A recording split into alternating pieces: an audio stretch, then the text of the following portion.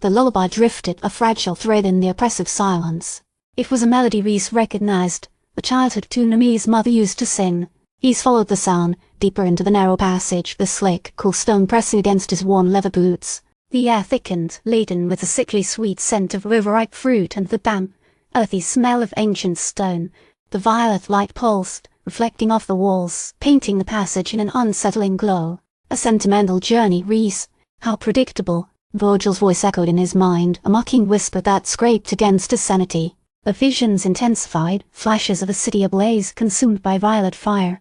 Buildings crumbled and shadows stretched long and distorted. Vogel stood amidst the destruction, a triumphant smirk twisting his lips. The vision abruptly ceased, leaving Rhys gasping for breath, his head throbbing.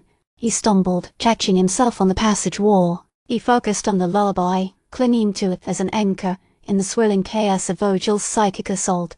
He pushed forward, the passage opening into a circular chamber.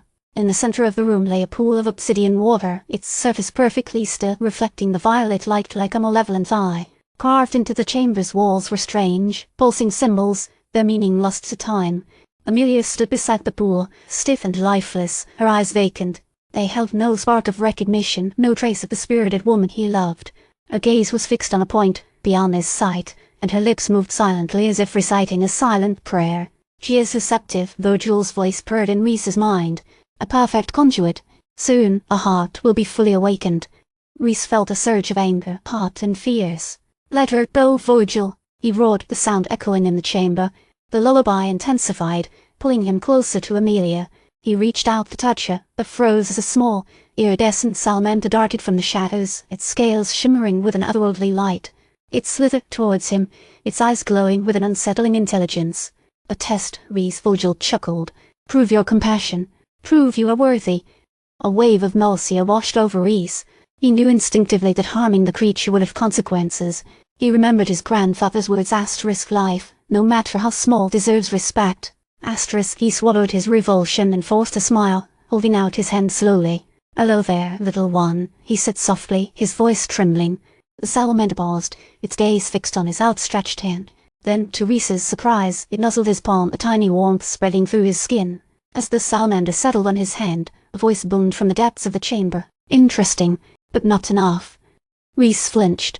The voice was ancient, resonant, and filled with an inscrutable judgment. It felt less like a voice and more like the chamber itself speaking.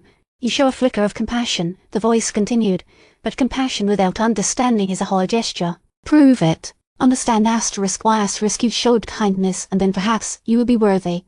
The chamber plunged into an even deeper violet darkness. When the light returned, Rhys found himself standing alone. Amelia remained vacant, a puppet under unseen strings. Vogel's laughter echoed in his mind, a chilling reminder of the challenges that lay ahead. "The game continues, Rhys," Vogel whispered. "And you, my dear boy, are losing."